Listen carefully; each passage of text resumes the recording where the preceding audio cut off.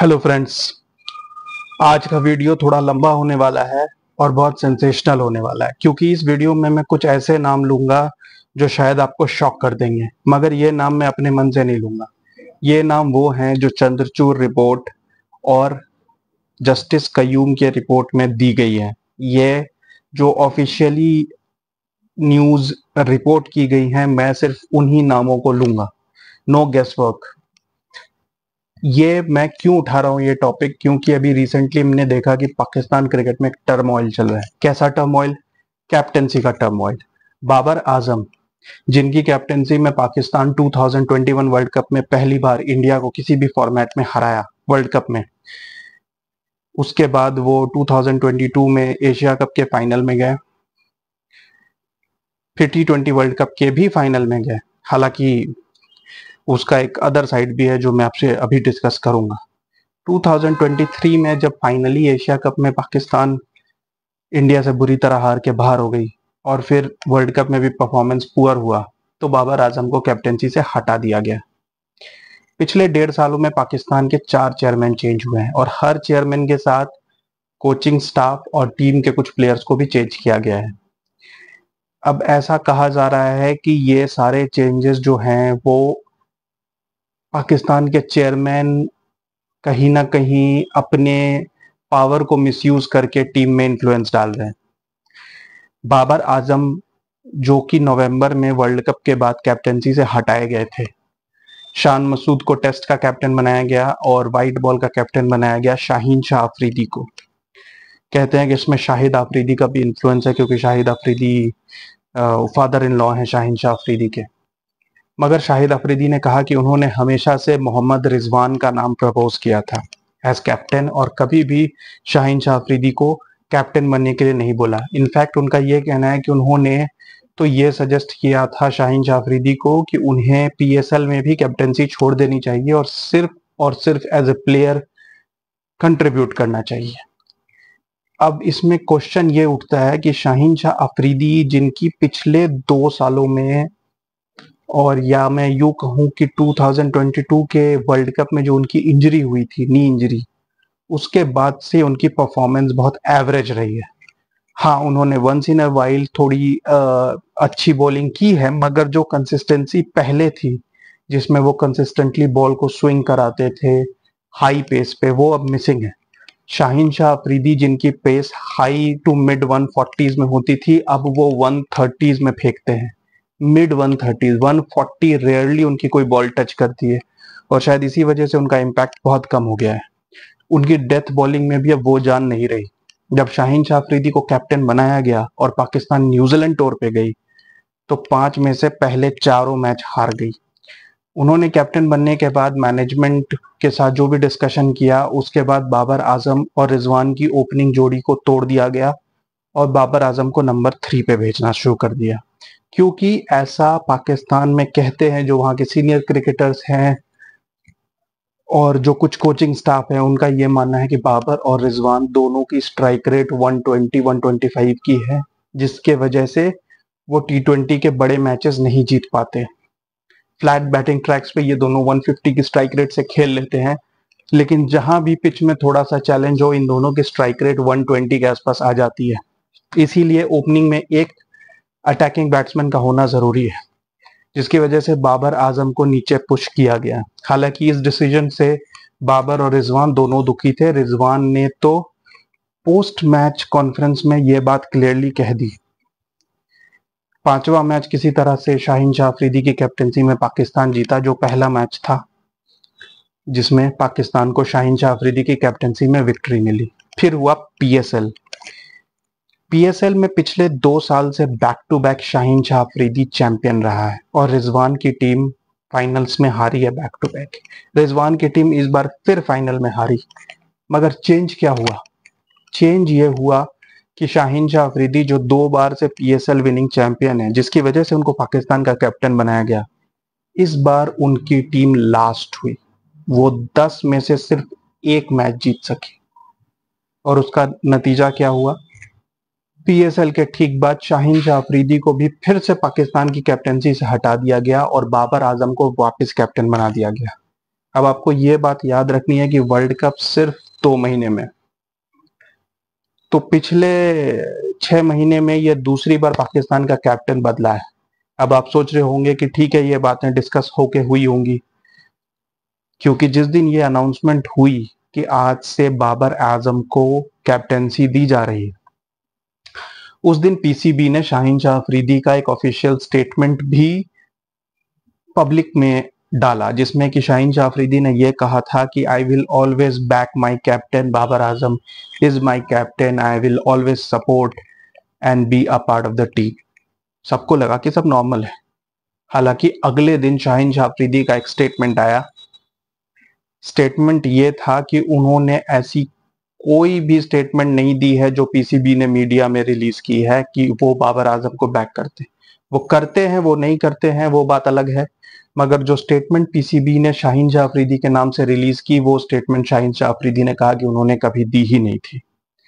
उन्होंने इंस्टाग्राम पे जाके अपनी स्टोरी में ये डाला कि don't test my patience, I can be very ruthless, I am kind in general, मगर अगर मेरे साथ खिलवाड़ किया जाएगा I can be very ruthless. ये शाहीन शाह अफरीदी की इंस्टाग्राम स्टोरी थी।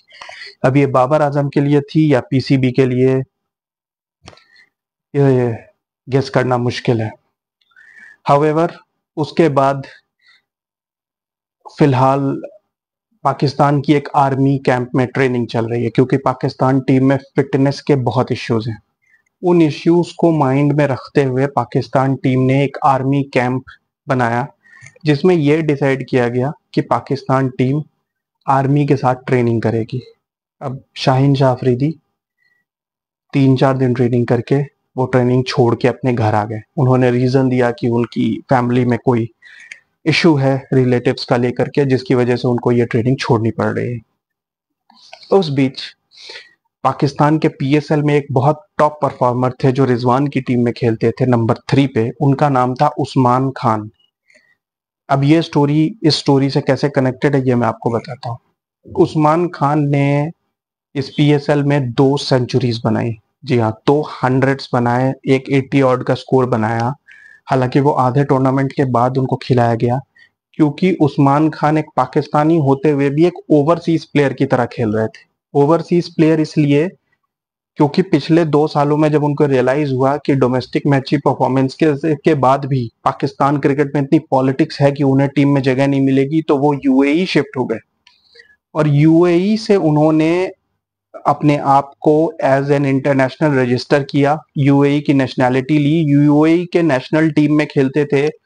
वहां की international league T20, Abu Dhabi T10 league, ये सारे लीग्स खेलते थे as a domestic UAE player. जब पीएसएल में उन्होंने टॉप की परफॉर्मेंसेस दी, तो पीसीबी ऑफिशियल्स उनसे मिले और उनसे कहा कि इस वर्ल्ड कप में वो पाकिस्तान के लिए अवेलेबल हो जाएं।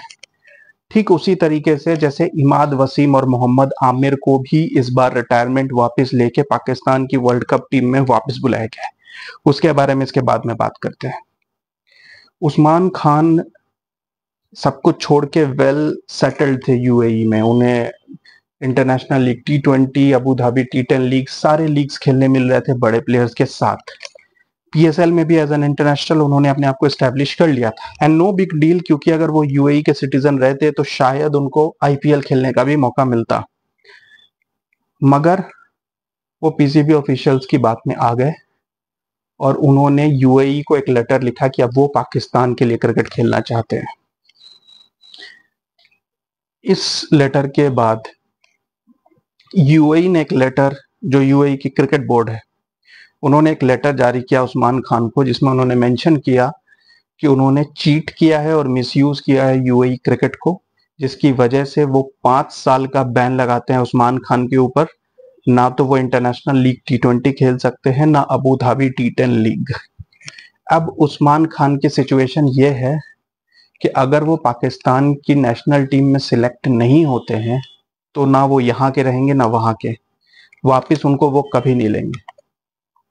उस्मान खान अब इतने बुरी सिचुएशन में है कि अगर पाकिस्तान अपनी पुरानी स्ट्रेटजी को कंटिन्यू करता है, तो मोहम्मद रिजवान के साथ ओपनिंग करने के लिए सईम अयूब आएंगे, बाबर आजम 3 पे आएंगे, तो उस्मान खान को उनकी वो पोजीशन तो नहीं मिलेगी जिसपे वो बैटिंग करके पीएसएल में सक्सेसफुल रहे हैं।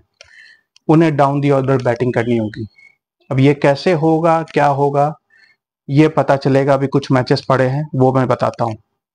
जो सेकंड न्यूज है वो ये है कि इमाद वसीम और मोहम्मद आमिर, जो पूरे 2023 ओडीआई वर्ल्ड कप के समय एक न्यूज चैनल पे आके बाबर आजम के बारे में बहुत कुछ बोल रहे थे, उनकी स्ट्राइक रेट, उनकी कैप्टेंसी, उनकी परफॉर्मेंसेस, वो उनका मजाक उड़ाते थे नेशनल टीवी पर। पीएसएल में इमाद वसीम ने लीग स्टेज में कोई परफॉर्मेंस नहीं दी, literally no performance, no runs, no wickets. कुछ 7-8 मैच में उनके 50 या 60 रन थे with an average of less than 10, wickets भी शायद 4 या 5 थी। मगर उन्होंने 3 मैचेस जो मेन एलिमिनेटर नॉकआउट गेम्स में परफॉर्म किया और तीनों मैच में वो मैन ऑफ द मैच रहे बैक टू बैक। सिर्फ उन 3 मैचेस की वजह से इमाद वसीम को पीसीबी ऑफिशियल्स ने ऑफर किया और टीम में वापस बुला लिया। अब मोहम्मद आमिर, जिन्होंने पब्लिकली पीसीबी को क्रिटिसाइज किया है, बहुत कुछ कहा है, रिटायरमेंट भी ली है, वो भी वापस आ गए।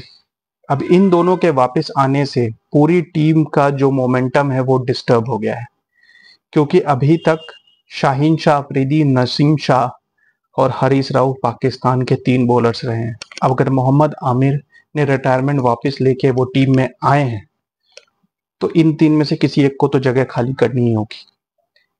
दूसरी बात यह है कि जिस बाबर आजम को ये पब्लिकली गालियां देते रहे हैं, उसी बाबर आजम की कैप्टेंसी में इन दोनों को खेलना है। एंड जहां तक ये न्यूज पब्लिक में आई है कि बाबर आजम को ये क्लियर इंस्ट्रक्शंस दिए गए हैं कि आमिर और इमाद वसीम दोनों सारे मैचेस खेलेंगे टिल द वर्ल्ड कप। अब इन तीनों प्लेयर्स को, बाबर आजम को अपनी प्लेइंग 11 में अकोमोडेट करना होगा, क्योंकि इन तीनों ने सेक्रीफाइस करके पीएसएल में परफॉर्म करके, किसी ने रिटायरमेंट वापस ली, किसी ने अपनी दुबई की, यूएई की नेशनैलिटी छोड़ी है, किसी ने कॉन्ट्रैक्ट्स ब्रीच किए हैं। तो बाबर आजम को भी इन 3 प्लेयर्स को परफॉर्म कराना ही होगा। पाकिस्तान के पास अभी 5 टी20 इंटरनेशनल्स हैं जो होम में होने हैं पाकिस्तान में। उसके बाद उनके 4 टी20 इंटरनेशनल्स हैं इंग्लैंड में और 3 हैं आयरलैंड में। इन 12 मैचेस में पाकिस्तान को अपनी टी20 की नेशनल साइड रेडी करनी है, वो टीम जो वर्ल्ड कप में जाके खेलेगी। अब ये कितना चैलेंजिंग होगा और बाबर आजम इस चीज को कैसे हैंडल करेंगे, क्योंकि अगर पाकिस्तान किसी वजह से इस वर्ल्ड कप में भी परफॉर्म नहीं कर पाती तो बाबर आजम की कैप्टेंसी पे फिर से सवाल उठेंगे। आपको ये बात भी याद रखनी है कि बाबर आजम ना सिर्फ एज ए कैप्टन फेल हुए हैं, मगर एशिया कप में नेपाल के खिलाफ उन्होंने एक 150 की इनिंग्स खेली थी, 151। उसके बाद से बाबर आजम ने कोई इंटरनेशनल 100 नहीं बनाया। वो बुरी तरीके से फेल हुए एशिया कप के बड़े मैचेस में, स्पेशली इंडिया के खिलाफ। जो डू और डाई मैच था वर्सेस श्रीलंका, उसमें भी वो परफॉर्म नहीं कर पाए और पाकिस्तान श्रीलंका से हार के बाहर हो गई। वर्ल्ड कप में बाबर आजम से बहुत उम्मीदें थी, उन्होंने आके बड़े बड़े स्टेटमेंट भी दिए थे कि इंडिया के ग्राउंड तो बड़े छोटे हैं, यहाँ तो पिचेस बहुत फ्लैट हैं, और यही उम्मीद की जा रही थी कि बाबर आजम शायद टॉप 5 नहीं तो टॉप 10 परफॉर्मर्स में होंगे। Babar Azam top 25 run scorers में भी नहीं थे वर्ल्ड कप के, 100 एक भी नहीं। हालांकि उन्हीं की टीम से मोहम्मद रिजवान, फखर जमान और अब्दुल्ला शफीक ने 100 बनाए, मगर बाबर आजम ने एक भी 100 नहीं बनाया। पाकिस्तान की टीम उनकी कैप्टेंसी में साउथ अफ्रीका, अफगानिस्तान, इन सब से हार गई। श्रीलंका से भी ऑलमोस्ट हारते हारते बची। अफगानिस्तान के साथ हार इतनी एम्बैरेसिंग थी कि उसके बाद बाबर आजम ने खुद स्टेटमेंट दिया कि वो रात भर सो नहीं पाए। मगर वो एक बहुत ही बेकार कैप्टेंसी मूव था कि उन्होंने 9 विकेट लेने के बाद मोहम्मद नवाज को बॉलिंग दी, जिसके वजह से वो हार गए। तो अब कैप्टेंसी में उन्होंने कितना ग्रो किया है, क्योंकि इस बार पीएसएल में उनकी टीम फिर से जीत नहीं पाई, उनकी टीम 3rd रही। पीएसएल के चैंपियन शादाब खान की टीम रही, मगर रिजवान वो कंसिस्टेंट परफॉर्मर रहे हैं जिनकी टीम उनकी कैप्टेंसी में लास्ट 3 बार से फाइनल्स में गई है पीएसएल के, तो क्या रिजवान को कैप्टन नहीं बनाना चाहिए था? अब एनीवेज, इन सारे टॉपिक्स में मैं क्यों उठा रहा हूं और मैं मैच फिक्सिंग की बात कैसे इससे कनेक्ट कर रहा हूं?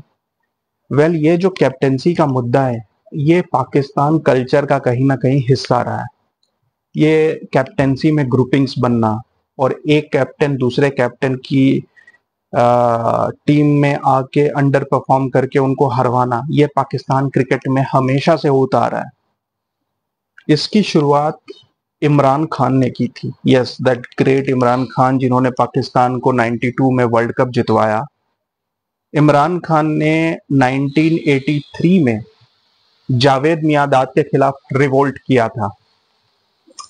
श्रीलंका को पहली बार टेस्ट स्टेटस मिला था और 2 टेस्ट की सीरीज श्रीलंका और पाकिस्तान के बीच होने वाली थी।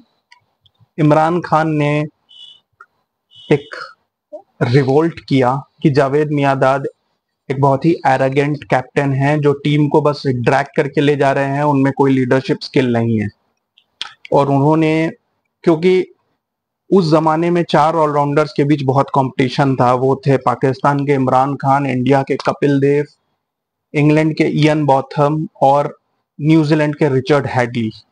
लेकिन इंडिया पाकिस्तान राइवलरी के कारण कपिल देव और इमरान खान में एक अलग लेवल की राइवलरी थी। कपिल देव इंडिया के कैप्टन थे, तो इमरान खान को भी पाकिस्तान का कैप्टन बनना था, अदरवाइज उन्हें ऐसा फील होता कि वो कपिल देव से पीछे हैं। उनके साथ मोहसिन खान, जो बॉलीवुड में भी कई फिल्में कर चुके हैं, वासीम बारी और 3-4 क्रिकेटर्स ने इमरान खान का सपोर्ट किया। और इन 7 लोगों ने श्रीलंका सीरीज के पहले रिवोल्ट किया। उस वक्त पाकिस्तान क्रिकेट के चीफ, आर्मी के भी चीफ थे, नूर अहमद। वो भी बहुत डिसिप्लिन्ड आदमी थे। जब उनको ये बात पता चली कि टीम के कुछ लोग कैप्टन के खिलाफ रिवोल्ट कर रहे हैं, उन्होंने उसी वक्त उन 7 प्लेयर को टीम से बाहर कर दिया। पहला मैच पाकिस्तान श्रीलंका से आराम से जीत गई, क्योंकि श्रीलंका पहली बार टेस्ट क्रिकेट खेल रही थी। लेकिन दूसरे मैच में पाकिस्तान बुरी तरह फंस गई और ऑलमोस्ट हारते हारते बची। अब यहाँ पे इमरान खान का जो पर्पस था वो शॉर्ट हो गया, क्योंकि इमरान खान यही चाहते थे। जी हाँ, इमरान खान यही चाहते थे। इमरान खान एक मैसेज देना चाहते थे मैनेजमेंट को कि अगर हम नहीं खेलेंगे तो आप आज श्रीलंका के खिलाफ स्ट्रगल कर रहे हो, लेकिन अगर West Indies, Australia, England, India जैसी बड़ी टीम्स होंगी तो आप हार जाओगे हमारे बिना। तो हमारे साथ आपको कोलैबोरेट करना पड़ेगा, कोई भी डिसीजन आपको हमारे साथ मिलके लेना पड़ेगा। ये मैसेज पास ऑन हुआ और जावेद मियांदाद ने रिजाइन कर दिया। जावेद मियांदाद के रिजाइन करने के बाद स्टार्ट हुआ पाकिस्तान का गोल्डन पीरियड, जिसमें इमरान खान कैप्टन बने, पाकिस्तान को एक बहुत बढ़िया टीम बनाई। Of course he was a better leader than Miandad, just जो way of removing him from captaincy, जो रिवोल्ट का कल्चर वो टीम में लेके आए, वो आगे जाके पाकिस्तान के लिए हार्मफुल हुआ। इमरान खान उस टाइम कैप्टन बन गए, पाकिस्तान ने वर्ल्ड कप भी जीता। वर्ल्ड कप के बाद जब इमरान खान रिटायर हुए तो जावेद मियांदाद को कैप्टन बनाया गया। मगर यही रिवोल्ट का कल्चर टीम में ऑलरेडी डेवलप था और 1 साल बाद पाकिस्तान टीम ने फिर से रिवोल्ट किया। इस बार इमरान खान टीम में नहीं थे, लेकिन ऐसा कहा जाता है कि इमरान खान ने वसीम अकरम को गाइड किया कि तुम रिवोल्ट करो और कैप्टेंसी की डिमांड करो, क्योंकि जावेद मियांदाद अब बूढ़ा हो चुका है, he has to retire now, you are a youngster. उन्होंने वसीम अकरम को ये फीड कर दिया था कि he is the next Imran Khan, और वसीम अकरम ने सेम जो काम इमरान खान ने किया था वही चीज अर्ली 90s में किया, और जावेद मियांदाद को फिर से कैप्टेंसी से हटा के वसीम अकरम को कैप्टन बना दिया गया।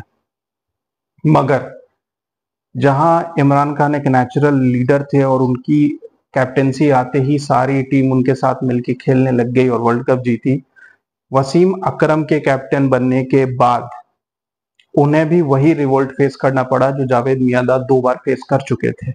वसीम अकरम के कैप्टन बनने के बाद उनके सबसे बड़े दुश्मन बन के आए उनके बेस्ट फ्रेंड वकार यूनिस। वकार यूनिस ने भी कैप्टेंसी डिमांड की, क्योंकि उस वक्त टीम कुछ ऐसी थी कि सलीम मलिक, जावेद मियांदाद, ये दोनों ऐसे प्लेयर्स थे, और रमीज रजा, ये ऐसे प्लेयर्स थे जो थोड़े मिड 80s के पहले आ गए थे टीम में, और जो लेट 80s में आए थे उसमें वसीम, वकार, आमिर सोहेल, सईद अनवर, इंजमाम, ये सारे नाम थे।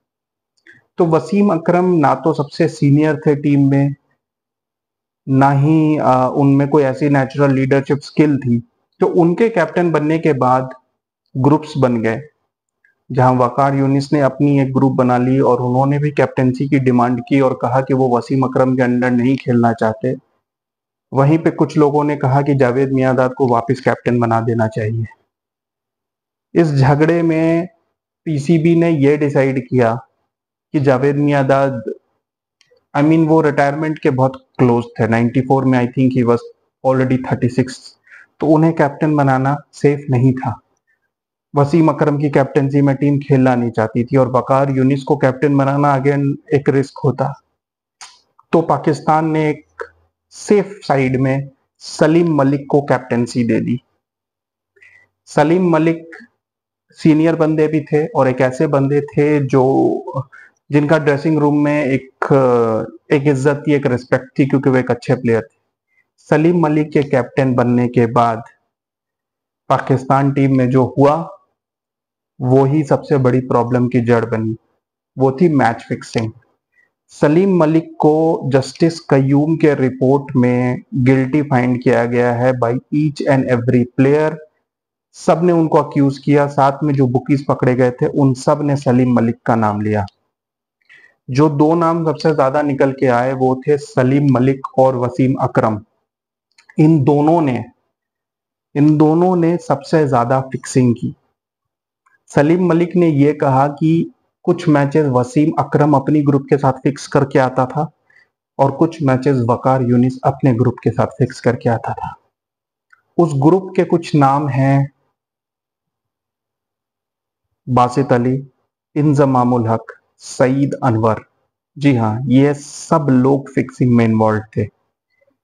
अताउर रहमान, जिन्हें कम लोग जानते हैं, जो कि पाकिस्तान के एक फास्ट बॉलर थे, वो भी मैच फिक्सिंग में इन्वॉल्व थे।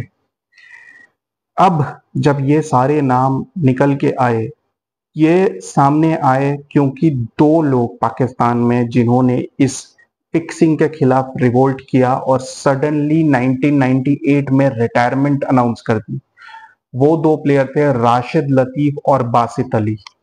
ये दोनों अच्छे प्लेयर्स थे जो पाकिस्तान टीम में खेलते थे, मगर मोइन खान जो राशिद लतीफ के आप कह सकते हो राइवल थे उस टाइम पे, वो वसीम अकरम के ग्रुप में थे और वो भी एक बहुत बड़े फिक्सर थे as accused in the Qayyum report. Justice Qayyum के रिपोर्ट में मोइन खान को भी एक बहुत बड़ा फिक्सर माना गया है और वो वसीम अकरम के बहुत क्लोज थे। इस वजह से राशिद लतीफ को मौके नहीं दिए जाते थे, जबकि वो ज्यादा टैलेंटेड विकेट कीपर थे। राशिद लतीफ और बासित अली ने विसल ब्लोअर्स का काम किया। उन्होंने सारी बात पीसीबी को बताई। पीसीबी ने इसके ऊपर एक इंक्वायरी कमेटी बिठाई जिसे जस्टिस कयूम लीड कर रहे थे। सारे कुछ फिक्सर्स को पकड़ा गया, सारे प्लेयर्स को बुलाया गया, सबसे बातचीत हुई और उस बीच में यह पता चला कि कितने सारे मैच, जैसे कि 1994 में पाकिस्तान न्यूजीलैंड के बीच एक मैच था। 3 मैच पाकिस्तान तीनों जीत चुकी थी, तीनों ओडीआई। न्यूजीलैंड में गेम हो रहा था। चौथे मैच में अचानक से पाकिस्तान ने 50 ओवर पूरी बैटिंग करके सिर्फ 145 बनाए 9 विकेट्स पे। मतलब वो ऑल आउट भी नहीं हुए और सिर्फ 145 रन बनाए। सईद अनवर, इंजमाम उल हक सब ने बहुत कम रन बनाए और सब ने बहुत बॉलिंग वेस्ट की। जब पाकिस्तान की बॉलिंग आई तो वसीम अकरम, जो कि बहुत ही अच्छी बॉलिंग कर रहे थे, वो सडनली उन्होंने वाइड पे 4 देना, नो बॉल्स फेंकना स्टार्ट कर दिया। अताउर रहमान जो नए नए टीम में आए थे, उन्होंने बाद में ये क्लेम किया कि वसीम अकरम ने उन्हें 25 लाख पाकिस्तानी रुपए ऑफर किए थे उस मैच में खराब बॉलिंग करने के लिए।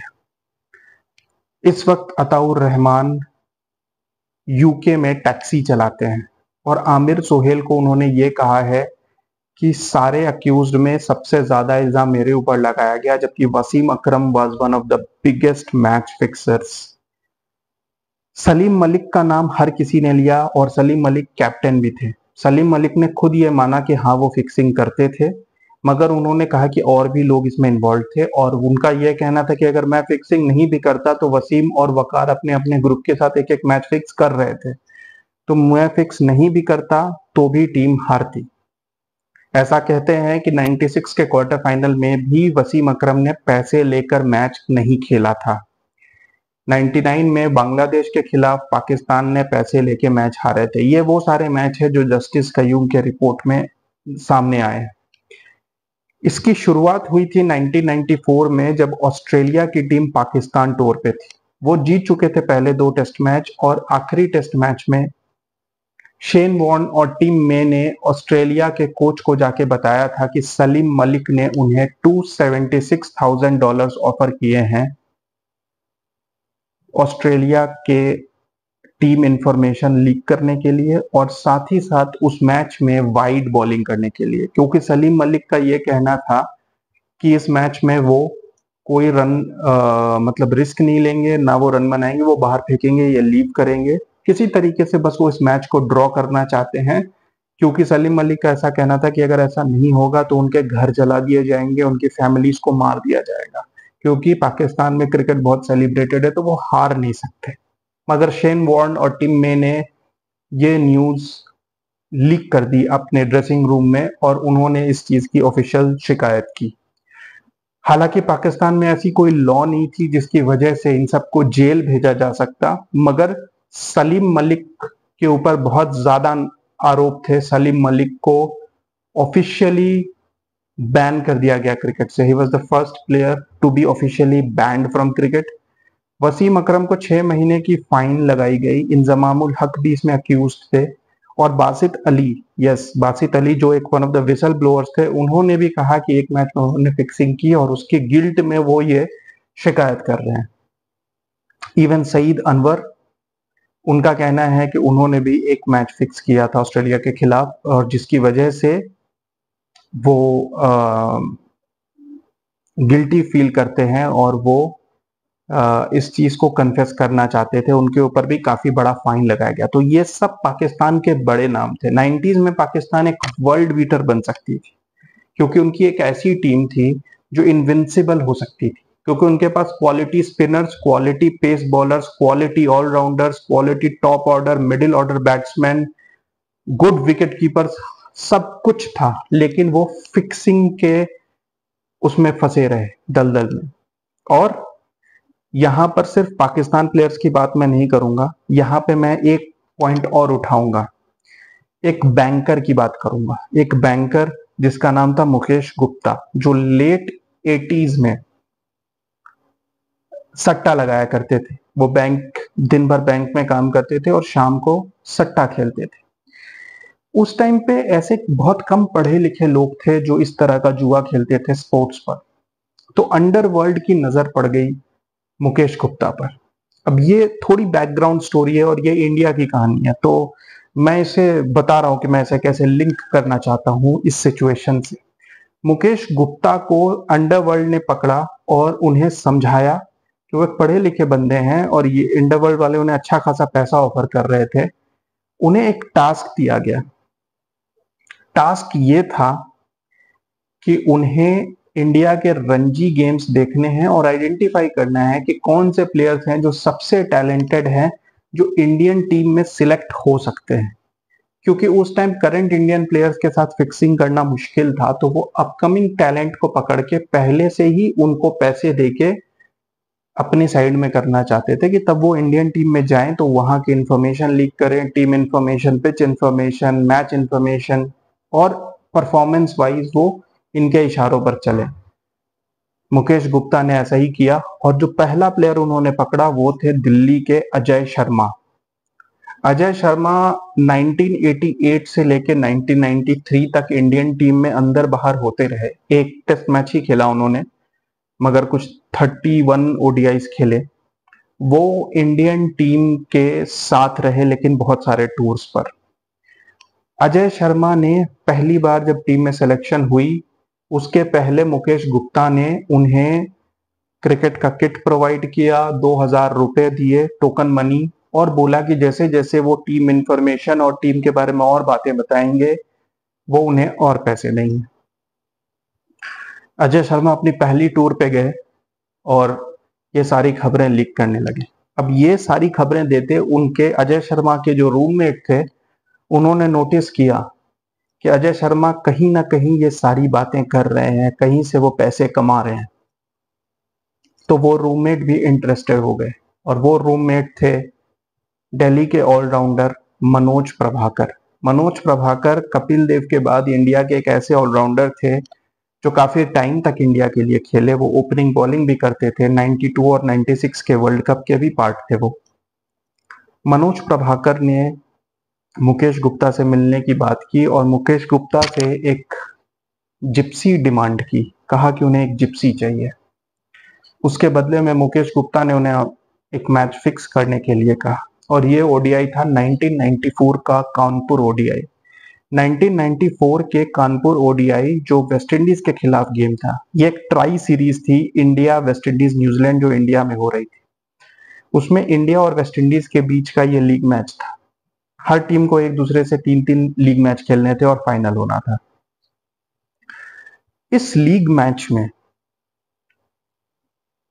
वेस्ट इंडीज ने पहले बैटिंग की और वेस्ट इंडीज की बैटिंग के दौरान कई बार ऐसे मौके आए जहां एक आसान सा रनआउट और आसान से कैच थे जो इंडिया के विकेट कीपर नयन मोंगिया मिस करते रहे। एक इजी सा थ्रो, इसमें बैट्समैन बाहर है मगर नयन मोंगिया ने विकेट मारने की जगह बॉल को दूसरे एंड पे थ्रो कर दिया और बाद में कहा कि मैंने ध्यान ही नहीं दिया कि यहाँ पर बैट्समैन हाफ क्रीज पर है। उसी तरीके से उन्होंने एक बहुत आसान सा कैच भी छोड़ा।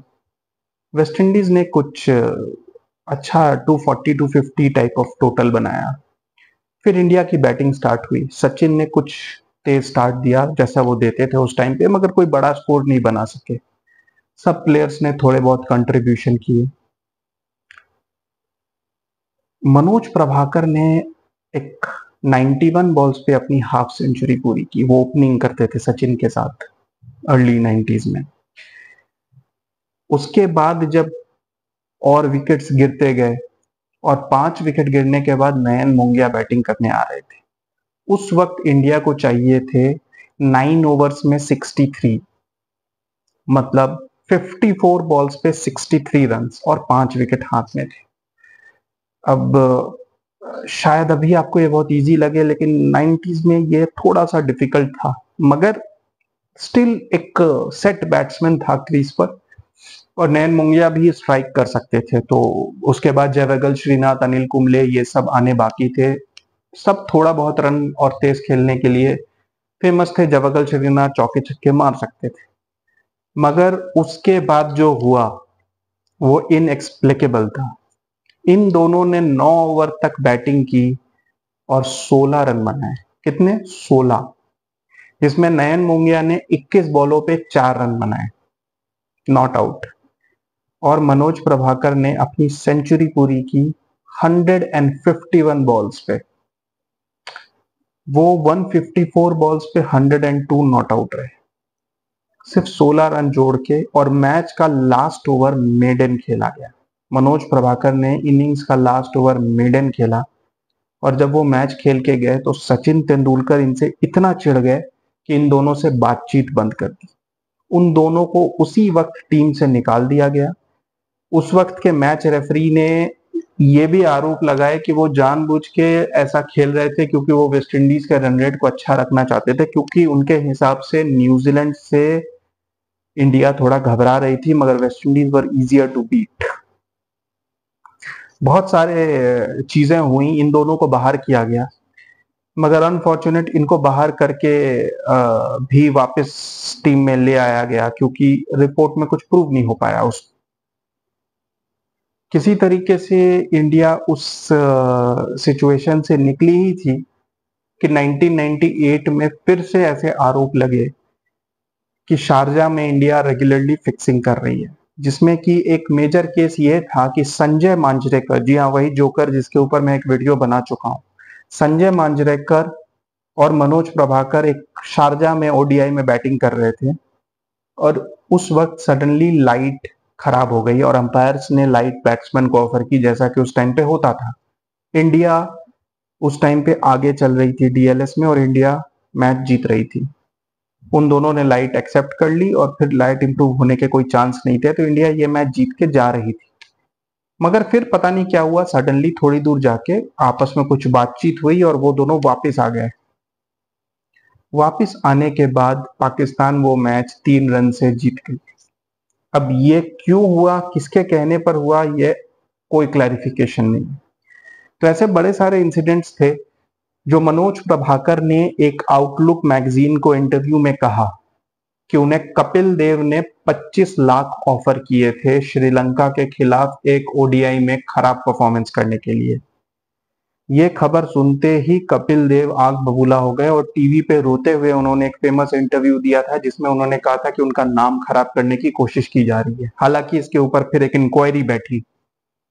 इंक्वायरी में यह पता चला कि जब मनोज प्रभाकर ने वो जिप्सी ली थी मुकेश गुप्ता से, उस जिप्सी को लेने के बाद मुकेश गुप्ता ने उन्हें और पैसे ऑफर किए थे अगर वो अरविंदा डिसिल्वा को मिलवा देते। वो मान गए और वो चले गए अरविंदा डिसिल्वा को मिलवाने। अरविंदा डिसिल्वा से मुलाकात के दौरान मोहम्मद अजहरुद्दीन ने भी नोटिस किया कि मनोज प्रभाकर और अजय शर्मा कुछ तो गुल खिला रहे हैं। उस समय अजहरुद्दीन की गर्लफ्रेंड थी संगीता बिजलानी, जो कि एक एक्ट्रेस थी और एक मॉडल थी, और वो एक फैशन शो करना चाहती थी जिसके लिए उन्हें एक स्पॉन्सर चाहिए था। तो अजहरुद्दीन ने अजय शर्मा से स्पॉन्सर की बात की और अजय शर्मा ने अजहरुद्दीन को मुकेश गुप्ता से इंट्रोड्यूस कराया।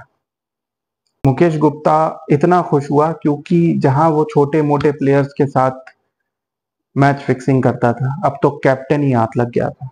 मोहम्मद अजहरुद्दीन ने मुकेश गुप्ता से 1 करोड़ रुपए लेके वो पूरा फैशन शो ऑर्गेनाइज कराया और उसके बाद प्रॉमिस किया कि टाइटन कप वो इंडिया को हरवा देंगे। मगर कुछ ऐसा हुआ जो अजहरुद्दीन ने एक्सपेक्ट भी नहीं किया था। वर्ल्ड कप में इंडिया के सेमीफाइनल में हारने के बाद मैनेजमेंट ने सचिन तेंदुलकर को टीम का कैप्टन बना दिया और टाइटन कप में टीम के कैप्टन अजहरुद्दीन नहीं सचिन थे। अब जो प्रोमिसेस अजहरुद्दीन ने किए थे मुकेश गुप्ता से, वो एज कैप्टन किए थे। अब टाइटन कप में इंडिया और ऑस्ट्रेलिया का मैच था बेंगलोर में, जो अजहरुद्दीन ने प्रॉमिस किया था कि इंडिया हारेगी। 216 का टारगेट था इंडिया के लिए, जो कि बहुत बड़ा नहीं था, मगर अजहरुद्दीन 1 रन पे रन आउट हो गए और अजय जडेजा ने भी कोई खास कंट्रीब्यूशन नहीं किया। अजय जडेजा भी एक अक्यूज्ड है मैच फिक्सिंग में। सारे बैट्समैन फेल हो गए, मगर सचिन अकेला खेलते गए और सचिन ने 88 रन्स बनाए। सचिन के आउट होने के बाद टीम को कुछ 40 रन चाहिए थे और 8 विकेट गिर चुके थे, मगर कुंबले और श्रीनाथ ने एक पार्टनरशिप करके वो मैच जिता दिया। तो सचिन, कुंबले और श्रीनाथ ने सारे फिक्सर्स की बैंड बजा दी, वो मिलियंस ऑफ डॉलर्स हार गए। उसके बाद ना जाने कितनी फिक्सिंग हुई। अजय जडेजा ने भी बहुत सारी फिक्सिंग की जिसके धीरे धीरे जिसके बारे में पता चला। लेकिन ये सारा मेजर जो एक्सपोजर हुआ वो हुआ ईयर 2000 में, जब इंडिया और साउथ अफ्रीका के बीच में एक ओडीआई सीरीज हो रही थी इंडिया में। टेस्ट सीरीज साउथ अफ्रीका 2-0 से जीत गई, मगर ओडीआई सीरीज में साउथ अफ्रीका बहुत बुरा परफॉर्म करके हार गई। अब ये हुआ कैसे, ये भी एक स्ट्रेंज इंसिडेंट है। इंडिया में जो पुलिस थी वो कुछ एंटी इंडिया एक्टिविटीज करने वाले लोगों को आइडेंटिफाई करके उनको ट्रैक करने की कोशिश कर रही थी, क्योंकि दाऊद इब्राहिम गैंग के कुछ लोग इंडिया में कुछ एंटी इंडिया एक्टिविटीज प्रमोट करने आए थे। उसमें से किसी एक बंदे का नंबर पुलिस ट्रैक कर रही थी जो बिजनेसमैन से पैसे मांग रहा था। उसका नाम कुछ शायद सलीम हटेला था। उसका नंबर जब बिजनेसमैन से उसने टायर फैक्ट्री के एक मालिक से वो पैसे मांग रहा था, उसने पुलिस में कंप्लेंट की। पुलिस जब सलीम हटेला का नंबर ट्रैक कर रही थी और उसका बैकग्राउंड चेक हुआ, तो पता चला कि ये नंबर पहले किशन कुमार का था। किशन कुमार टी सीरीज के मालिक गुलशन कुमार के छोटे भाई। अगर आपको याद हो, गुलशन कुमार को भी अंडरवर्ल्ड के लोगों ने शूट किया था। जी हाँ, गुलशन कुमार को अंडरवर्ल्ड के लोगों ने फिरौती के लिए शूट किया था और गुलशन कुमार के छोटे भाई का फोन नंबर एक अंडरवर्ल्ड का बंदा यूज कर रहा था। खैर एनीवेज, उस डिटेल में नहीं जाते। अब ये नंबर ट्रैक करते करते पुलिस ने अचानक से रियलाइज किया कि किशन कुमार क्यों ये नंबर क्यों वो बंदा यूज कर रहा है। उन्होंने किशन कुमार के और नंबर्स को भी ट्रैक पे डाल दिया। किशन कुमार का एक लंदन का फ्रेंड इंडिया आया जिसका नाम था संजीव चावला। किशन कुमार ने अपना एक नंबर संजीव चावला को यूज करने दिया था क्योंकि वो लंदन में बेस्ड थे और इंडिया कुछ दिनों के लिए आए थे। उस ट्रैकिंग के दौरान पुलिस ने रियलाइज किया कि कोई फॉरेनर बंदा टूटी फूटी इंग्लिश में बात करता है और संजीव चावला और वो बंदा सिर्फ क्रिकेट की बातें करते हैं, कैच रन ये। एक पुलिस वाला जब घर गया और वो टीवी पे मैच देख रहा था तो टॉस के टाइम उसने आवाज सुनी तो उसे शक हुआ कि जो आवाज वो संजीव चावला के साथ रिकॉर्डिंग में सुन रहा है वो आवाज हैंसी क्रोनिया की है। यहां से ये केस कोइंसिडेंस से ये केस खुला। उस केस को ट्रैक किया गया और ट्रैक करने के बाद ये पता चला कि हैंसी क्रोनिया संजीव चावला से पैसे ले रहा था और उसने Herschelle Gibbs, Pieter Strydom, Henry Williams को अपने साथ मिला रखा था अंडर परफॉर्म करने के लिए। बाद में जब पुलिस ने इंक्वायरी की तो हैंसी क्रोनिया ने ये एक्सेप्ट किया कि उसने ये सारी फिक्सिंग की है, उसने ही अपनी टीम के प्लेयर्स को इन्वॉल्व किया है और उसने ये बताया कि अजहरुद्दीन ने उन्हें मिलवाया था एम के गुप्ता से। हैंसी क्रोनिया को लाइव बैन कर दिया गया। Nicky Boje, Herschelle Gibbs, Henry Williams और पीटर स्ट्राइडम को 6-6 महीने के लिए बैन कर दिया गया। एम के गुप्ता ये वही बैंकर है जो फिक्सिंग में इन्वॉल्व था और दूसरा नाम था संजीव चावला। अब यहां पुलिस से गलती ये हो गई कि वो संजीव चावला को पकड़ने के बजाय वेट कर रहे थे कि ये सीरीज खत्म हो तब वो अरेस्ट करे, क्योंकि वो नहीं चाहते थे कि किसी वजह से सीरीज बंद हो जाए, क्योंकि सीरीज बंद होती तो बहुत बड़ा लॉस हो जाता सारे क्रिकेट स्टेडियम्स को, जो स्पॉन्सर्स हैं उनको। संजीव चावला फाइनल ओडीआई के 4 दिन पहले लंदन वापस चले गए और बच गए। हालांकि 4 साल पहले वो अरेस्ट हो चुके हैं, लेकिन ये 2000 की बात है तो 20 साल वो आजाद रहे। अजहरुद्दीन को पकड़ा गया, एम के गुप्ता को पकड़ा गया, इन दोनों से पूछताछ की गई तो दोनों ने एक्सेप्ट किया कि इन लोगों ने कई मैचेस फिक्स किए हैं। अजय शर्मा से वो रेगुलरली टच में थे। हालांकि अजय शर्मा 93 के बाद से टीम से ड्रॉप थे, मगर अजय शर्मा को भी लाइफ बैन किया गया। अजय जडेजा को 5 इयर्स का बैन दिया गया। मोहम्मद अजहरुद्दीन को बैन किया गया। हालांकि बाद में ये सारे बैन हट गए, मगर ये सारे नाम रह गए। पाकिस्तान के भी कई क्रिकेटर्स इसी तरीके से फंसे रहे और ये जो मुद्दा जो कैप्टेंसी से शुरू हुआ था, उस कैप्टन को हरवाने के लिए ये सारे प्लेयर्स मैच फिक्सिंग पे उतर आए। इसी वजह से ये बाबर आजम और शाहीन शाह अफरीदी के बीच का जो झगड़ा है, इसके बारे में मैं इसलिए एग्जांपल दे रहा था। तो कहीं ना कहीं क्रिकेट को खराब करने में इसका एक रूट रहा है।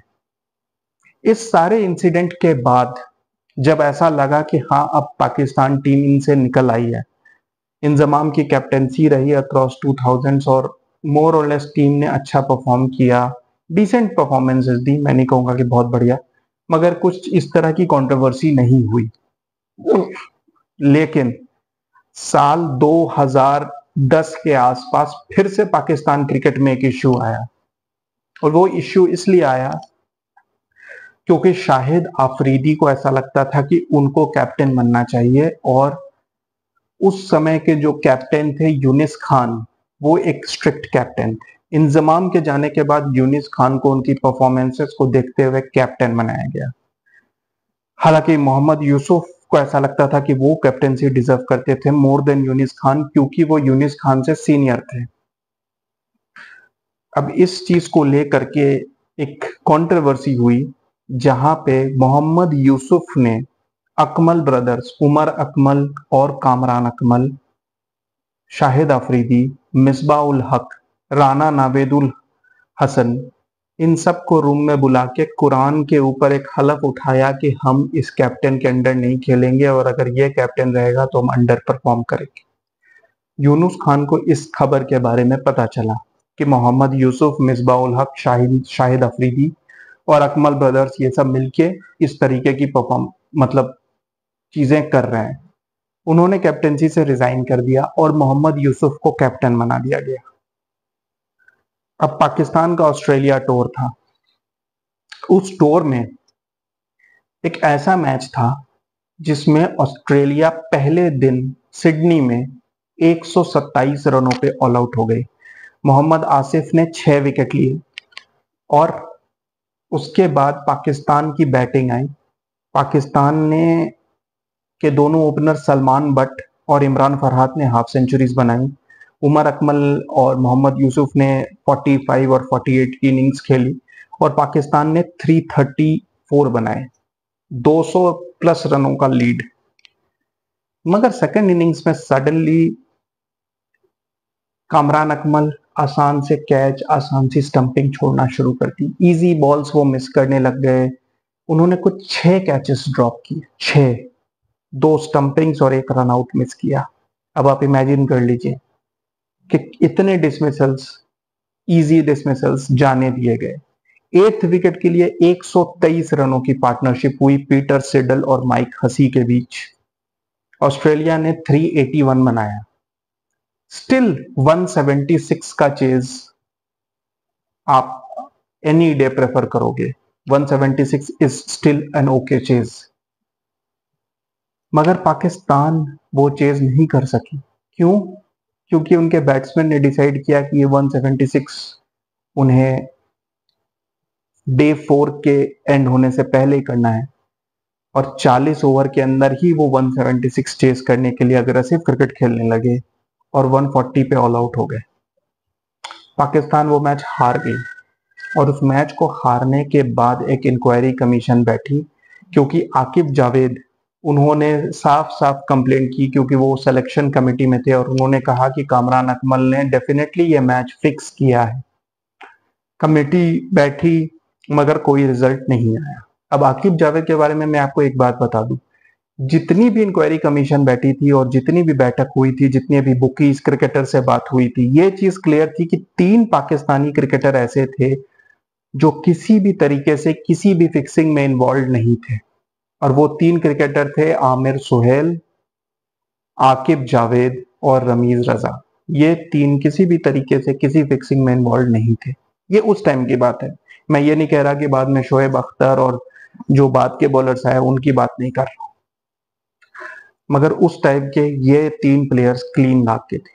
तो आकिब जावेद ने जब ये इल्जाम लगाया तो काफी सीरियसली इस चीज को मॉनिटर किया गया। उस टूर में हॉरिबल परफॉर्मेंस हुई पाकिस्तान की, जिसके बाद से मोहम्मद यूसुफ को पाकिस्तान ने डिसिप्लिनरी एक्शन की वजह से बैन कर दिया। यूनिस खान को भी बैन किया गया। हालांकि यूनिस खान ने माफी मांगी और वो बैन हटा लिया गया।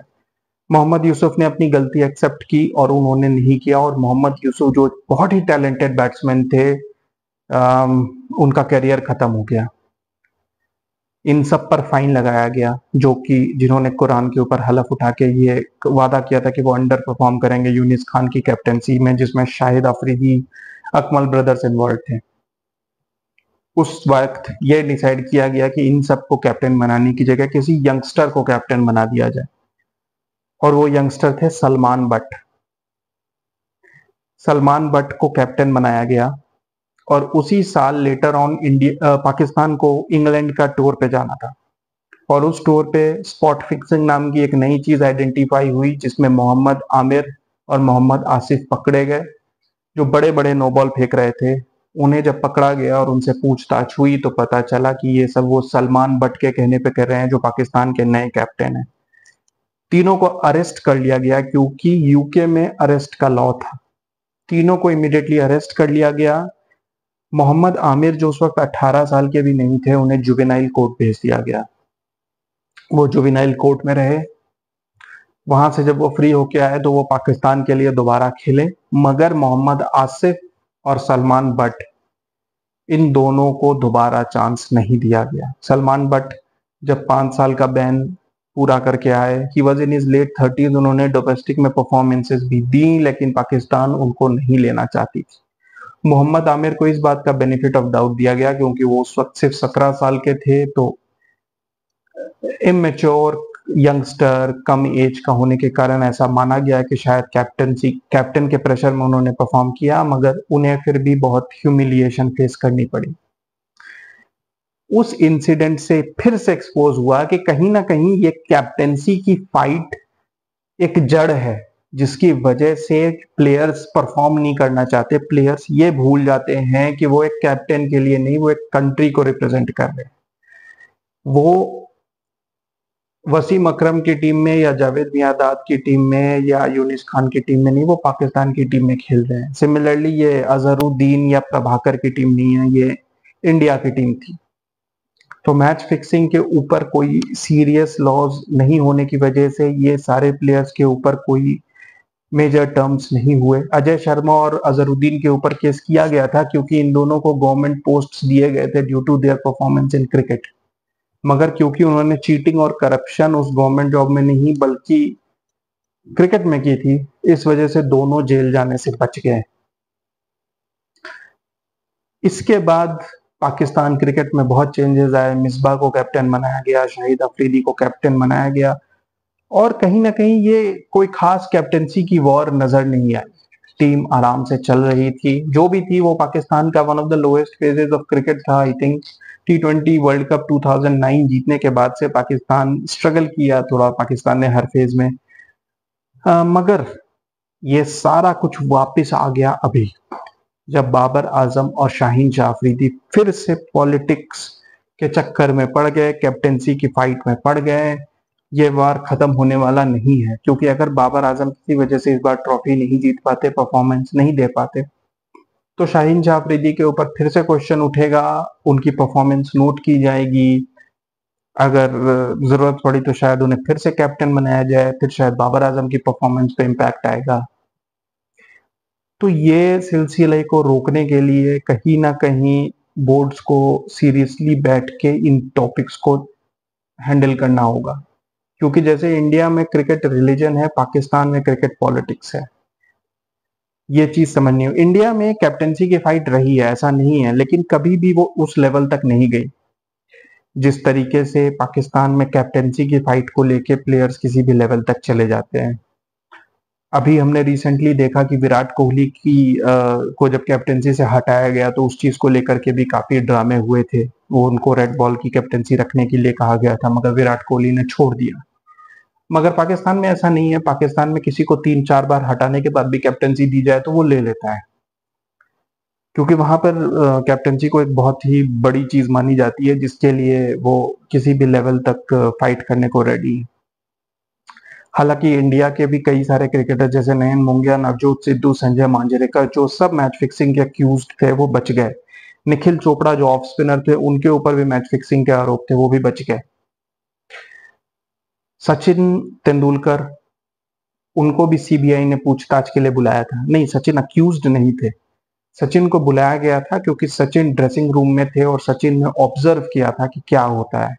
तो सचिन ने क्लियरली ये मेंशन किया था कि Azharuddin was not giving his 100%, और अजहरुद्दीन कई मैचेस में डेलिबरेटली स्लो खेलते थे या डेलिबरेटली आउट हो जाते थे, जो ड्रेसिंग रूम को कहीं ना कहीं समझ में आ जाता था। मगर शॉकिंग था अजय जडेजा का पकड़ा जाना, क्योंकि Ajay Jadeja was India's next captain, a very intelligent cricketer, a very sharp mind, a great performer, a great finisher. और ऐसा था कि Jadeja would have been the next captain after Azharuddin, और वो इंडिया को लीड करना स्टार्ट कर भी दिया था उन्होंने लेट 90s में। मगर जब अजय जडेजा का नाम आया तो everybody was shocked because he was performing well. मगर वही है कि अजय इंडिया में लॉ स्ट्रिक्टली होने की वजह से अजय जडेजा को भी जेल नहीं हुई, 5 साल का बैन हुआ, लेकिन वो वापस कभी इंटरनेशनल क्रिकेट नहीं खेल पाए। फिलहाल वो कोचिंग कर रहे हैं। इस सिमिलर इंसिडेंट हुआ 2013 में, जब ऐसा लगा कि मैच फिक्सिंग खत्म हो गई है और फिर से कोइंसिडेंस से पकड़े गए श्रीशांत और अजीत चंडेला। ये दोनों एक होटल रूम में थे और पुलिस किसी और चीज की इन्वेस्टिगेशन करते करते पहुंची, क्योंकि कुछ पाकिस्तानी नंबर से फिरौती के कॉल आ रहे थे। और जब उन नंबर्स को ट्रैक किया गया, जिस होटल का नाम मिला, वहां पर कोई जीनू जोसेफ नाम का बंदा था जो ये कॉल्स करता था। और उस जीनू जोसेफ से जब बात हुई और उसके फोन कॉल्स को रिकॉर्ड किया गया, टैप किया पुलिस ने, तो पता चला कि ये फोन कॉल्स वो अजीत चंडीला को करता है, जो राजस्थान रॉयल्स के स्पिनर थे। और उस कन्वर्सेशन में ये पता चला कि अजीत चंडीला ने एक ओवर में 14 रन पिटने का वादा किया था, मगर शायद वो सिग्नल देना भूल गए थे, जिसकी वजह से वो बुकी उनसे पैसे वापस मांग रहा था। अजीत चंडीला का जब कॉल ट्रैक किया गया तो श्रीसंत के ऊपर नाम आया। श्रीसंत के ऊपर भी बैन लगा, मगर जैसा कहते हैं इंडिया में जब कोई पकड़ा जाता है क्रिकेटर मैच फिक्सिंग में, तो उसे जेल नहीं होती, उसे रियलिटी शो मिल जाते हैं। तो सेम श्रीशांत के साथ भी हुआ। वो रियलिटी शोज करते रहे, अपने आप को प्रूव करते रहे कि उन्होंने कुछ नहीं किया है, मगर कहीं ना कहीं वो रंगे हाथ पकड़े गए थे, उन्हें बैन किया गया था, इसीलिए वापस उन्हें आईपीएल खेलने का भी मौका नहीं मिला। फिलहाल पाकिस्तान क्रिकेट में सलीम मलिक के अक्यूज होने के बाद, सलीम मलिक के बैन होने के बाद, बहुत सारे क्रिकेटर स्पेशली आमिर सोहेल खुल के सामने आए। और आमिर सोहेल ने वसीम अकरम को क्लियरली अक्यूज करते हुए ये कहा कि वसीम अकरम ने अपनी ईगो में 90s की क्रिकेट पाकिस्तान की किल कर दी, मैच फिक्सिंग भी की, कैप्टन को अपोज भी किया।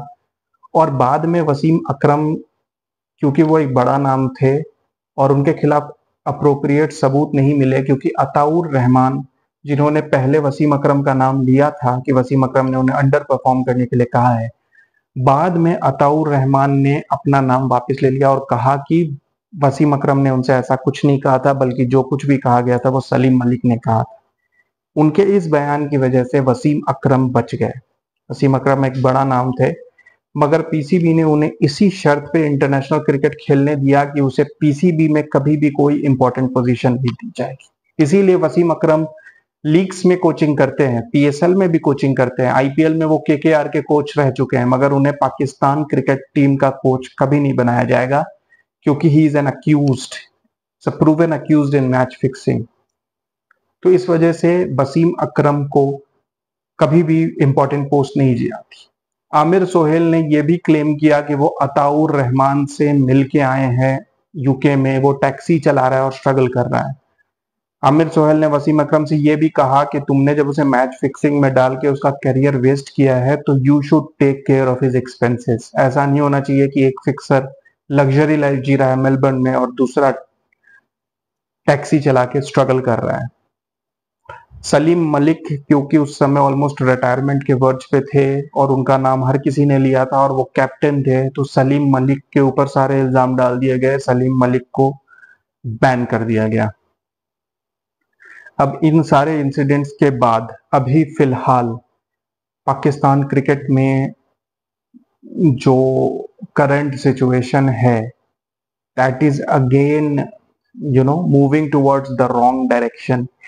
पुरानी सारी जो भी चीजें हुई हैं उसमें कहीं ना कहीं पीसीबी ऑफिशियल्स भी गलत थे, क्योंकि रैंडमली कैप्टन चेंज करना हर सीरीज के बाद, 90s में तो पाकिस्तान की टीम में 7-7 कैप्टन भी खेल चुके हैं एक टीम में। जी हाँ, सईद अनवर, आमिर सोहेल, रमीज रजा, इंजमाम, सलीम मलिक, वसीम अकरम, वकार यूनिस, मोइन खान, ये सब कैप्टन रह चुके हैं पाकिस्तान के। तो वो फेज जो था इंस्टेबिलिटी का, जहां पे रिवोल्ट को सपोर्ट किया जाता था, पीसीबी के ऑफिशियल्स बैक करते थे, अभी फिर से वही सिचुएशन पाकिस्तान क्रिकेट में वापस आ गई है, जहां बाबर आजम की कैप्टेंसी का हंगर इतना है कि despite his team not doing well, despite his captaincy failing, वो हमेशा कैप्टेंसी डिमांड कर रहे हैं। और अब शाहीन शाह अफरीदी कहीं ना कहीं उनके साथ अनजस्ट हुआ है, क्योंकि सिर्फ एक सीरीज किसी को देना और एक पीएसएल में पुअर परफॉर्मेंस की वजह से उसे कैप्टेंसी से हटा देना, उनके इंस्टा स्टोरी जैसा मैंने वीडियो के स्टार्टिंग में बताया, suggest that he is not happy with the way this situation has been handled. तो अब पता नहीं शाहीन शाह अफरीदी अपना 100% दे पाएंगे कि नहीं। साथ ही साथ tainted players like Mohammad Amir coming back into the team, Imad Wasim जो कि काफी क्रिटिकल रहे हैं पाकिस्तान टीम के, उनको भी वापस ले आया गया है। तो पाकिस्तान टीम का जो ड्रेसिंग रूम का माहौल है इस वक्त, वो सोचना बहुत मुश्किल है कि वो कैसा होगा। अभी जो पाकिस्तान और न्यूजीलैंड के बीच सीरीज है, इसमें न्यूजीलैंड ने अपनी बहुत ही वीक टीम भेजी है, क्योंकि न्यूजीलैंड के जो भी मेन प्लेयर्स है, चाहे वो विलियमसन हो, ट्रेंट बोल्ट हो, डैरेल मिचेल हो, रचिन रविंद्रा हो, ये सारे आईपीएल खेलने में बिजी हैं। तो पाकिस्तान भी शायद अपनी कुछ प्लेयर्स को रेस्ट करे। हालांकि पाकिस्तान वीक टीम के खिलाफ भी फुल स्ट्रेंथ खेलती है, यही रीजन है कि बाबर आजम के इतने रन हैं। मगर जो पाकिस्तान की करंट सिचुएशन है, मेरे ख्याल से अभी पाकिस्तान को अपनी फुल टीम को हर जगह लेके जाना चाहिए। भले ही वो मैच ना खेलें, भले ही शाहीन रेस्ट करे, मगर उनको स्क्वाड में होना बहुत जरूरी है, क्योंकि वर्ल्ड कप में सिर्फ 2 महीने बाकी हैं और इनके बीच में एक टीम बॉन्डिंग होना, एक कंफर्ट लेवल आना बहुत जरूरी है।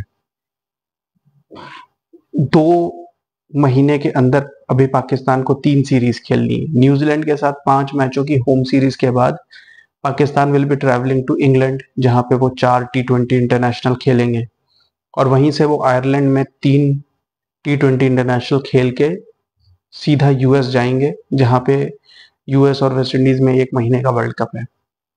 अब ये जो 12 मैच हैं बिफोर द वर्ल्ड कप, इसी 12 मैचेस के दौरान पाकिस्तान को अपनी प्लेइंग 11, अपनी इक्वेशन, अपनी टीम बॉन्डिंग सब कुछ सेटअप करना है। यहाँ बाबर आजम का एक बहुत इंपॉर्टेंट रोल है एज लीडर, और साथ ही साथ जो मैनेजमेंट है उनको भी इंश्योर करना होगा। जो भी 80s 90s में पाकिस्तान की क्रिकेट देखते थे, जो भी क्रिकेटर्स हैं या फैंस हैं, वो कहीं ना कहीं ये जानते होंगे कि ये जो मैच फिक्सिंग का कीड़ा है, ये कहीं ना कहीं टीम में इनर डिस्प्यूट्स के कारण ही पैदा होता है। कैप्टेंसी उसका एक मेजर रीजन रहा है, स्पेशली पाकिस्तान में। इमरान खान जावेद मियांदाद के बीच में जो झगड़ा था, वो उन्होंने सोचा भी नहीं होगा कि बाद में वही एक कल्चर सेट कर देगा, और उसी कल्चर को फॉलो करते करते जो नेक्स्ट लॉट में वसीम अकरम, वकार यूनिस और ऐसे लोग आएंगे, सलीम मलिक जैसे, वो मैच फिक्सिंग में इन्वॉल्व हो जाएंगे। और अभी रिसेंटली भी 2010 का इश्यू हुआ। तो इस इश्यू को पाकिस्तान किस तरीके से हैंडल करता है will be something to watch out for, क्योंकि पाकिस्तान का previous record in handling such issues hasn't been great. Let's see that Babar and Shaheen are able to handle it in a more matured manner. So guys, please keep watching, keep subscribing and share with your friends. I am not saying that you are sharing with your friends. Please share with your friends. Like the video if you watch it. Thank you guys.